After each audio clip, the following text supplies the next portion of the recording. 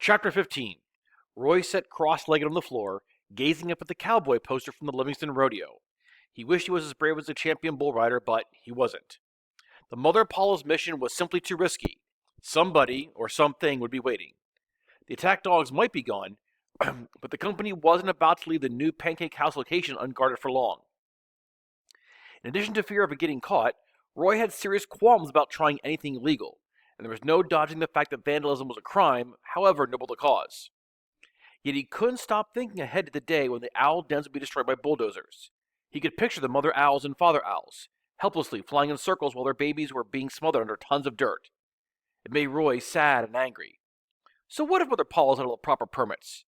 Just because something was legal didn't automatically make it right.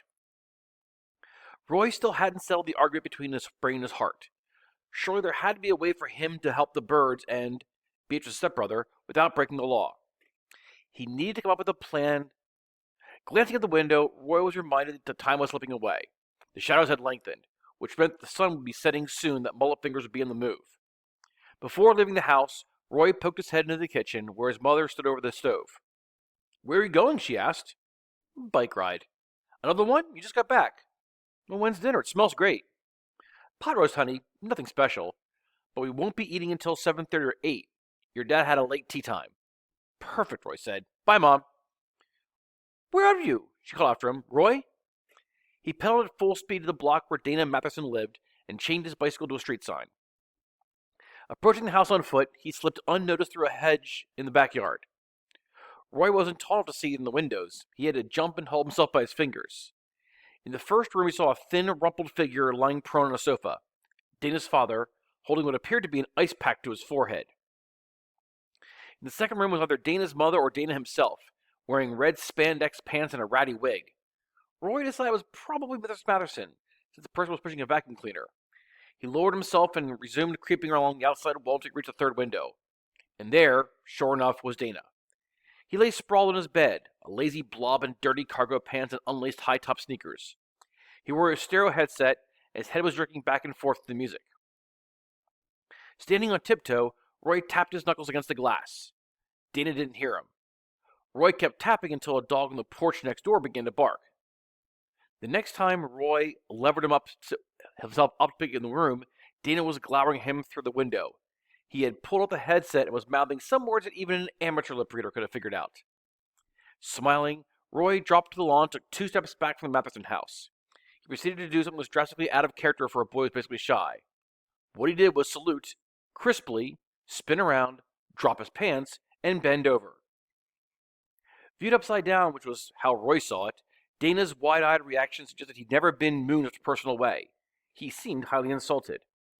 Calmly, Roy pulled up his trousers, then strolled around to the front of the house and waited for Dana to come hurtling up the door in a fury. It didn't take long. Roy broke into a brisk jog with Dana no more than 20 yards behind him, cursing and spluttering vile names. Roy knew he was a faster runner, so he measured his pace. He didn't want Dana to get too discouraged and give up. After only 3 blocks, it became evident that Dana was in worse shape than Roy anticipated. Steadily, he ran out of steam, the angry curses dissolving into moments of fatigue, the name calling into sickly wheezes. When Roy checked behind him, he saw that Dana was gimping along in a lopsided half-trot. It was pathetic. They were still a half-mile from where Roy wanted to be, but he knew Dana couldn't make it without pausing for a rest. The sorry load was about to keel over. Roy had no choice but to pretend he was tiring too. Slower and slower he ran, falling back in the chase until Dana was practically stumbling at his heels. Familiar sweaty hands clamped down on his neck, but Roy realized that Dana was too worn to throttle him. The kid was simply trying to keep himself from falling down. It didn't work. They landed in a heap, Roy pinned in the bottom. Dana was panting like a wet plow horse. "Don't hurt me! I give up!" Roy peeped convincingly. "Ugh!" Dana's face was as red as a pepper and his eyeballs were fluttering their sockets.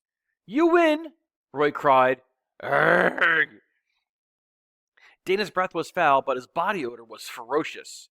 Roy turned his head away to gulp some fresh air. Beneath him, the ground was soft and the soil was as black as coal. Roy guessed he'd fallen in someone's garden. They lay there for what seemed like forever while Dana recovered from the pursuit.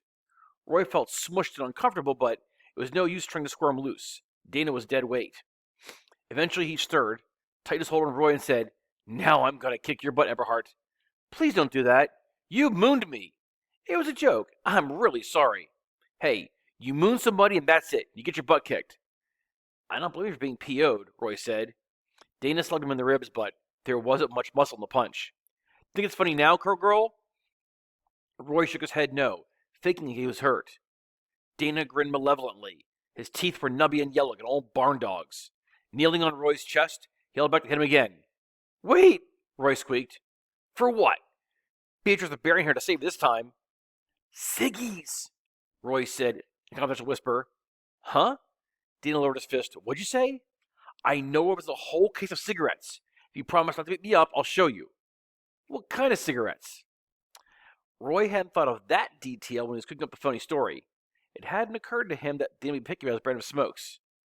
Gladiators, said Roy, remembering the name from a magazine advertisement. Gold or light? Gold. No way, Dana exclaimed. Way, said Roy. Dana's expression wasn't hard to read. He was already scheming to keep some of the cigarettes for himself and sell the rest for a tidy profit to his buddies. Where are they? He climbed off Roy and yanked him up to a sitting position. Tell me. First, you're going to promise not to beat me up. Sure, man, I promise. Ever again, Roy said for all time. Yeah, whatever. I want to hear you say it. Dana laughed in a patronizing way. All right, little cowgirl, I'll never, ever pound on your sorry butt again, okay? Swear on my father's grave. That good enough for you? Your father's still alive? Roy pointed out. Then I swear on Natalie's grave. Now tell me where those golden gladiators are stashed. I ain't kidding. Who's Natalie? Roy asked. My mother's parakeet. It's the only dead person I know.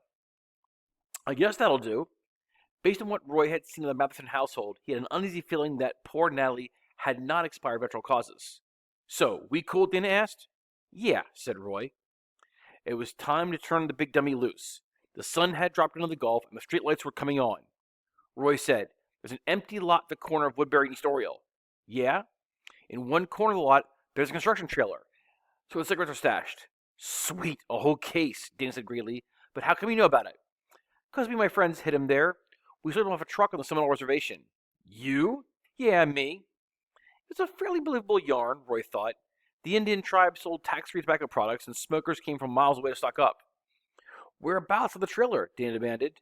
You can't miss him, Roy said. You want me to? I'll show you. Dana snorted. No thanks, I'll find him.